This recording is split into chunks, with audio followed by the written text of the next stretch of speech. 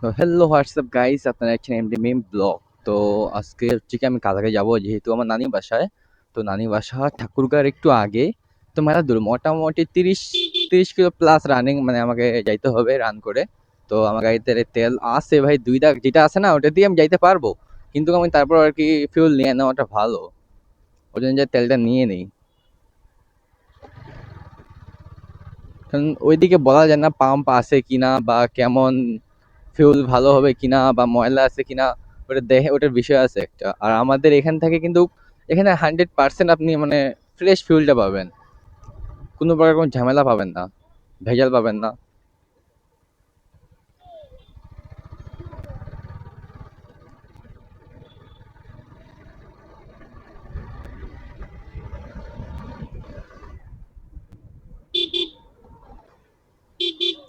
ও চাচা তো উড়াই আসে, দেখা দেখেন ইন্ডিকেটার দিছে উনি, লক্ষ্য করছেন কিনা আপনার জানি না, ইন্ডিকেটার দেয় নাই, কিচ্ছু দেয় নাই, উনি উনি উড়াই আসে ঢুকতেছে।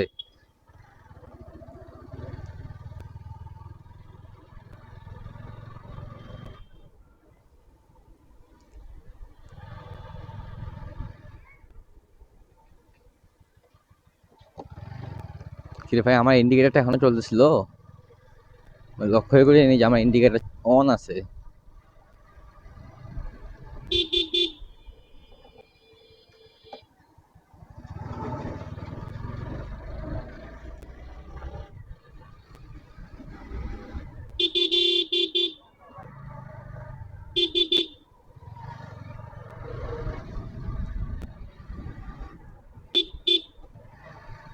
এই জায়গাটাতে না মানে ওই সামনে মোড়টাতে উঠাটা প্রচুর রিস্ক, যারা আর কি মানে নতুন গাড়ি চালাচ্ছেন, না নতুন গাড়ি না, সবাইকে আমি সাজেস্ট করতেছি এই যে মোড়টা থেকে সাবধানে দেখে শুনে উঠেন। কারণ হাউসিং এর এই জায়গাটাতে না মানে মেন রাস্তা তো সবসময় গাড়ি যাওয়া আসা করে। আর আপনারা একটু সতর্ক হয়ে চলবেন, তাহলে কোনো অ্যাক্সিডেন্ট বা কোনো ওরকম কোনো কিছু হবে না। কারণ রিস্ক নেওয়া যাবে না ভাই, জীবনের মূল্য অনেক বেশি সময়ের থাকে। আশেপাশে দেখে শুনে উঠবেন। তারপর আপনি এখানে উঠে এখন টানবেন না কি করবেন এটা আপনার বিষয়, যেন আমি টানতেছি এখন এখানে উঠে, অথচ আমি যাব কিন্তু বাম দিকে, সেই জন্য ইন্ডিকেটরটা দিয়ে গাড়ি স্লো করে ফেললাম। আর অকটেন নিতে হবে, অকটেন হচ্ছে এই পাশে।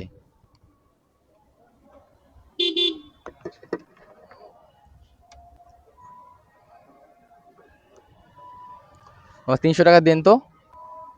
300, হ্যাঁ, 300 টাকা তেল নেব। কে? আমি আমি দিলাম আপনাকে দেখার জন্য।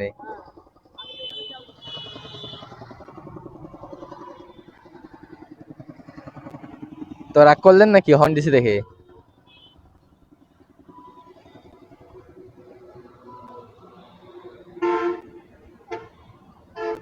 ভাই ফকির হয়ে গেছি, একটাই ছিল ভাই, এটা চলে যাচ্ছে।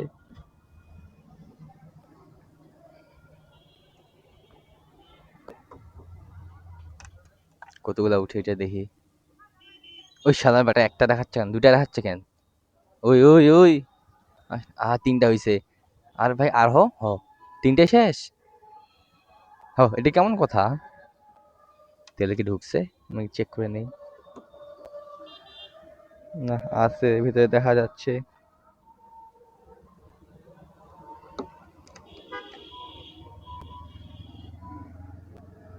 কি ব্যাপার, 2 দাগ দেখাচ্ছে? চিটিং ভাই। ভাই পুরো ওয়ালেট খালি হয়ে গেছে ভাই, একটা টাকার বংশ নাই আমার কাছে হে। ও 4 দাগ হয়েছে। আচ্ছা, খুচরা হবে আপনার কাছে? নাই? কি বলেন, পাম্পে যদি খুচরা না হয় এটা কোনো কথা? যাক, 4 দাগ হয়েছে। তো এখান থেকে বের হওয়া যাক, দেখে শুনে বেরিতে হবে। হাইওয়ে রাস্তা ভাই, রিস্ক নেওয়া যাবে না। দেখছেন ওনাকে কিভাবে চাপাইলো?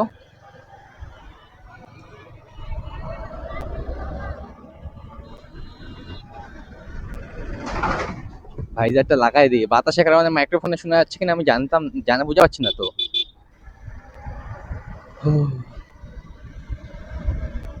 ঠাকুরগাঁ এখান থেকে 57 কিলো ভাই, আমি যাব হচ্ছে 36 কিলো, এরকম এরকম ধরে রাখছি আমি, 36 কিলো প্লাস যাব। এখন আমি জানি না যে এটা কত দূর হবে, আর ওটা একটু লং জার্নি, আমি ওটা ভিডিও বানাতে চাচ্ছি না, কারণ অত লং জার্নির ভিডিও বানা যাবে না।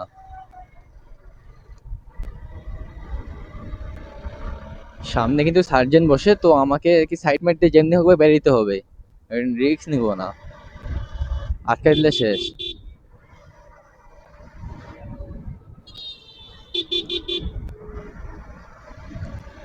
ওই যে স্বপ্ন, না না স্বপ্ন সামনে দিয়ে যাবো না, আরো সামনে যাই। এটা হচ্ছে জিয়াহাট ফাউন্ডেশন, সবাই চিনে, দিনাজপুরে সবাই চিনে জিয়াহাট ফাউন্ডেশন। ফাউন্ডেশন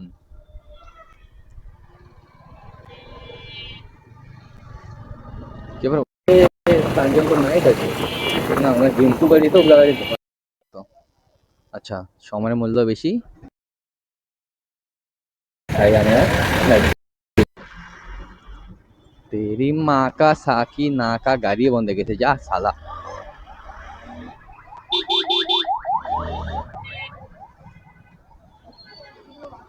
দেখি গাড়ি ভাই, R15, কি R15 এটা? ওই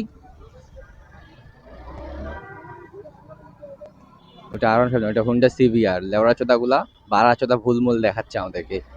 এই সাইড দিয়ে যাবো, কারণ সার্জেন্ট ধরলে ছিঁড়ে দিবে, রিস্ক নিব না ভাই। এবার দিয়ে বেরোবো, এবার ঢুকবো।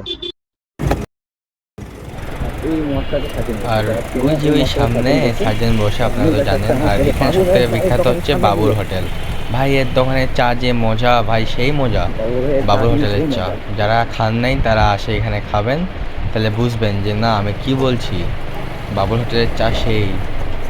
আর আমি যাব হচ্ছে আমার বাইকটাকে সার্ভিসিং করতে। আমার বাইকের ব্রেকটা একটু সমস্যা হয়েছে, ব্রেকটা স্লো স্লো চলতেছে, মানে ধরতেছে স্লো। আর এমনি তো পড়বি তো, এমনিতে ব্রেকের সমস্যা বেশি থাকে। তো মানুষ বলে যে ব্রেকিং সমস্যা, আর আমার পিছনে ব্রেকটা তো ধরতেছেই না, মানে কোন রিস্ক নিয়ে চলি আমি। তো এটাকে সার্ভিসিং করতে যাবো মেকারের দোকানে। তো এটা সার্ভিসিং করে আর কি বাসায় ব্রেক হবো। আর তাদেরকে যেহেতু আমি লং ট্যুর দিব, তাই এরকম ছোটোখাটো খুদগুলো আমি ঠিক করে নিই, কারণ বলা যায় না এগুলা ছোটো থেকে বড় হয়ে যাবে।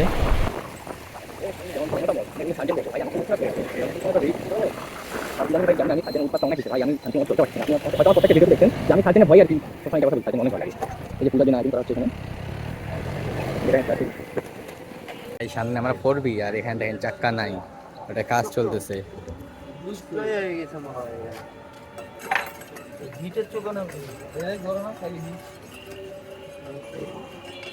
তো ব্রেকিংটা ঠিক করতে হবে, সমস্যা আছে।